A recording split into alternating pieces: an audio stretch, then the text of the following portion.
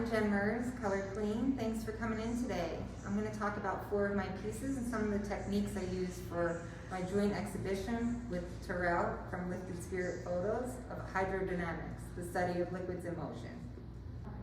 So this piece is called Frothy. It's a 3-dimensional mixed media oil painting, 24 by 12 by 1.5.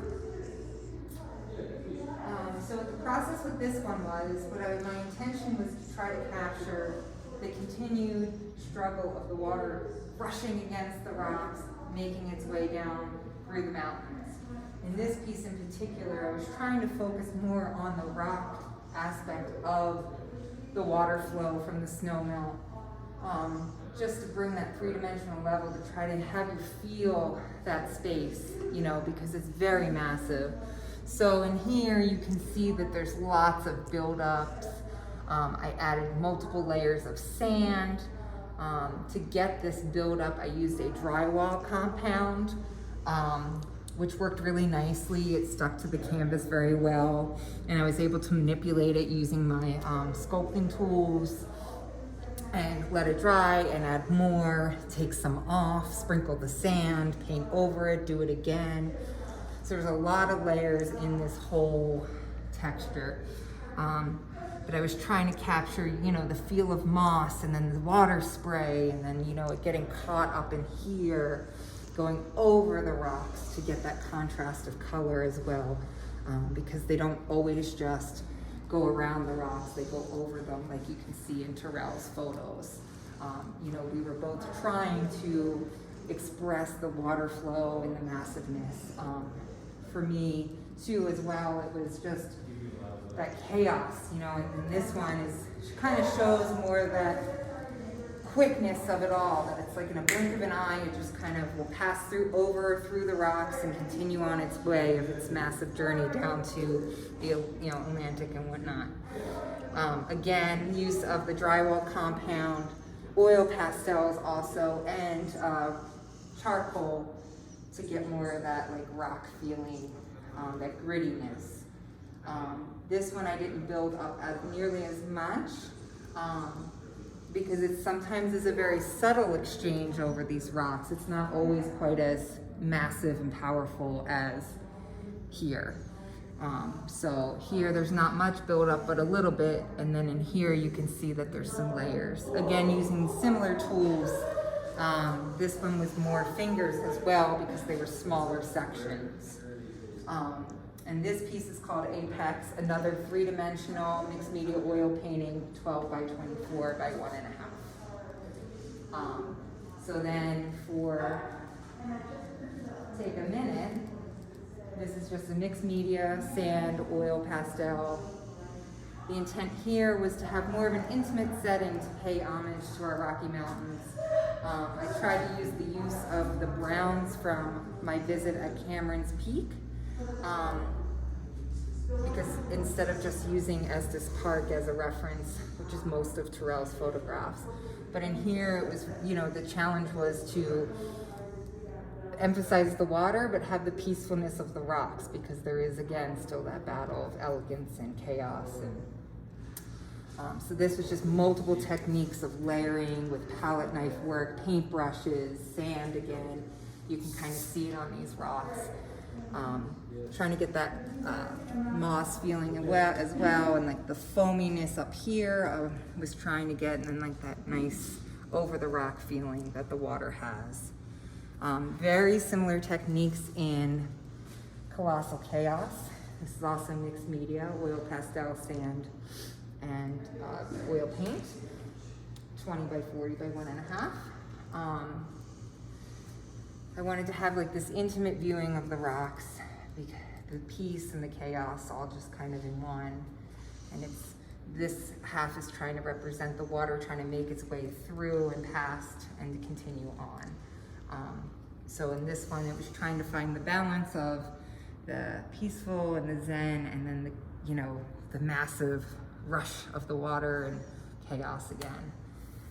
Thank you very much for listening to my talk and visiting us today. I look forward to seeing you soon. Hello, my name is Terrel. I'm a photographer. I also go by the name of Lifted Spirit Photos, and Welcome to Hydrodynamics. As you can see, we've got a number of photos and paintings by Jenn and myself, which really are concentrating on celebrating the concept of water within Colorado. I've been photographing water for a long time as a project, and so it's been nice to put together some images with her paintings. We'll start first with this one, which is kind of a setup scene to the project in general. It also happens to be the only image that was also painted by Jenn. The rest of the paintings are based off of images that aren't in the show. But what I really wanted to concentrate on through this project was the motion of the water, line, shape, and form within the water. And so I did a lot of longer exposures. I actually shot handheld for all of these images, which typically I wouldn't do with a longer exposure, but I wanted to get that feeling of a softness, almost like a painterly feeling. Because I knew they'd be hanging next to paintings themselves, and I didn't want a jarring difference between the photographic images and the paintings themselves. So this one here is called Clinging to Life, and this is one of the rare images which actually is shot at a higher shutter speed. But again, you'll see a strong use of line there with the strong diagonal. Next up, we've got the portal, which probably has the most painterly feel. It was shot at the slowest shutter speed, which is about a quarter of a second.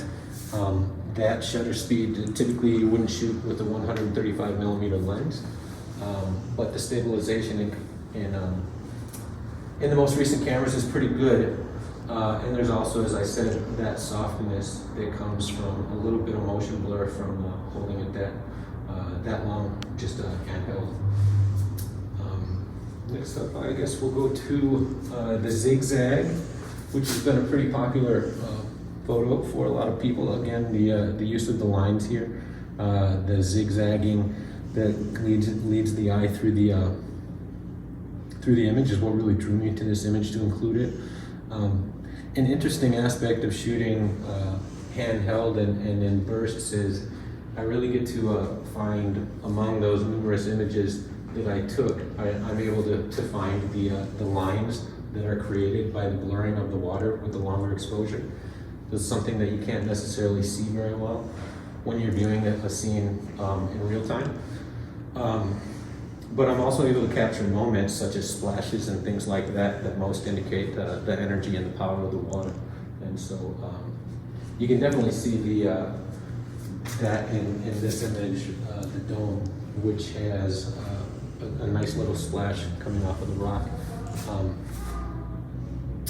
I took a number of images at a number of different shutter speeds, but I found the shutter speed right around an 1/8 of a second or a 1/6 of a second to be the speed that I felt showed the motion within the water. The way that I felt it most beneficial to showing the lines and the shapes. This one is called Gator, and it looks to me like the head of an alligator, but really shows the form and the relationship of the numerous objects and the subjects within the image, while once again showing almost a misty quality to the water with the slower shutter speed. So I think that's about it. I would like to thank you for listening in and coming on this virtual tour with me, and I certainly hope you enjoyed it. So thanks very much.